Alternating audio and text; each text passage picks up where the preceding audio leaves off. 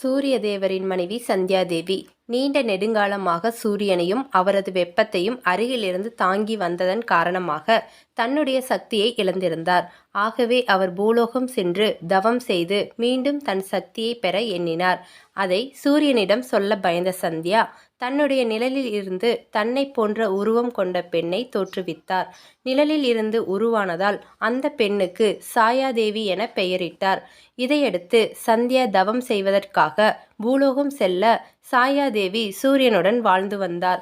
சாயாவிற்கு சனி என்ற மகன் பிறந்தார். நிழலின் மகனாய் பிறந்ததால் சனி கருமை நிற தோற்றத்துடன் இருந்தார். இதை கண்ட சூரியன் சனியை தன் புதல்வனாக ஏற்றுக்கொள்ள மறுத்துவிட்டார். அப்போது சாயா கண்ணீர் விட்டார். இதை கண்டு கோபமடைந்த சனி தன் வக்கிர பார்வையை சூரியன் மீது செலுத்தினார். அப்போது சூரியன் மீது கிரகணம் ஏற்பட்டது.